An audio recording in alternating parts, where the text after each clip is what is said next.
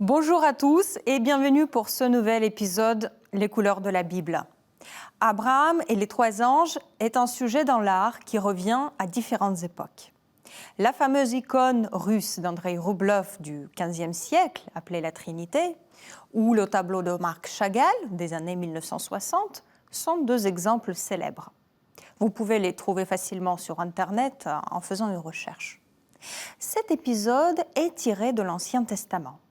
Ferdinand Boll, un élève de Rembrandt, a peint un tableau assez proche du récit biblique. Abraham et Sarah étaient âgés et n'avaient pas d'enfants. Un jour, Abraham reçoit une visite de trois inconnus, ou de trois anges, c'est-à-dire de Dieu. Abraham les accueille selon la coutume, leur sert à manger.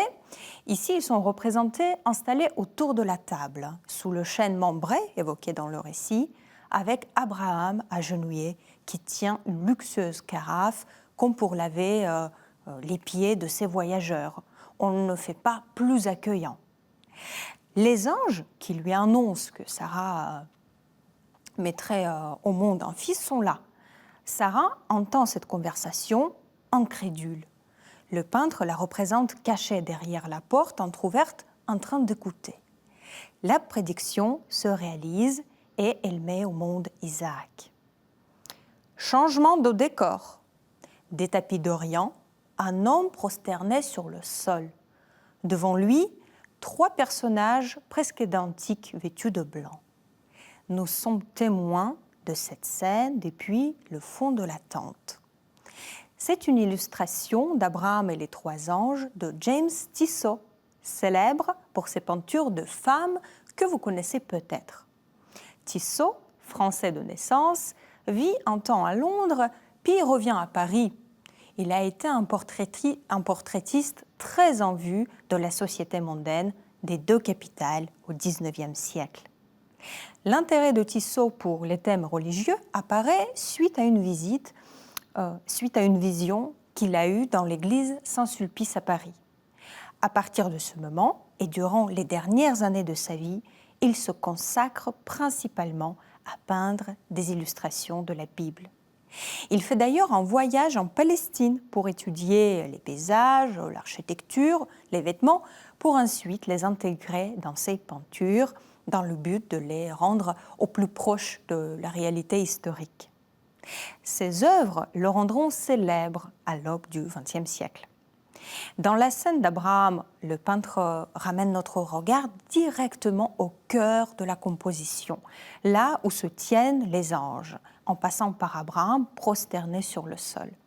Son visage est caché. On a du mal à distinguer ceux des anges. On devine un grand chêne derrière leur dos. Le décor de la tente, pourtant assez détaillé, n'empêche pas une lecture claire de la scène. L'image est forte, saisissante. Maintenant, nous sommes à Gênes, en Italie, au XVIIe siècle. La peinture de Giovanni Andrea de Ferrari est proche, comme le tableau de Ferdinand Boll, de l'histoire racontée dans la Bible. Les anges sont là, avec leurs bâtons de voyageurs. Une jarre et un linge au premier plan ont servi aux ablutions. Le peintre les présente comme une sorte de nature morte. Abraham s'empresse à servir le repas et Sarah est là aussi en train d'écouter. Le peintre souligne lui aussi les valeurs morales d'Abraham, son hospitalité, sa piété. Le chien qui assiste à la scène pourrait bien renvoyer à la constance de la foi d'Abraham, car le chien est souvent symbole de la fidélité dans l'art. L'artiste ouvre la scène vers l'arrière-plan où il représente Agar et le jeune Ismaël, le premier fils d'Abraham. Leur présence évoque Abraham plus largement comme père d'une multitude de nations, comme ce que signifie son nom. Il incarne la figure du patriarche, perçu comme le grand ancêtre par les trois grandes religions monothéistes auxquelles il transmet la foi, son héritage. Cette paternité spirituelle d'Abraham a souvent été mise en avant dans l'art, particulièrement dans les images qu'on appelle le Saint d'Abraham. Il y est généralement représenté tel un père, avec les âmes des justes qu'il accueille entre les bras ou qui sont parfois représentés sur ses genoux. Ce motif était particulièrement répandu au Moyen Âge. Et l'importance qu'on accordait à la filiation spirituelle dans la société à cette époque a valu au saint d'Abraham d'être perçu comme une sorte de métaphore du paradis. Merci à tous de nous avoir suivis. On se retrouve la semaine prochaine pour une nouvelle émission.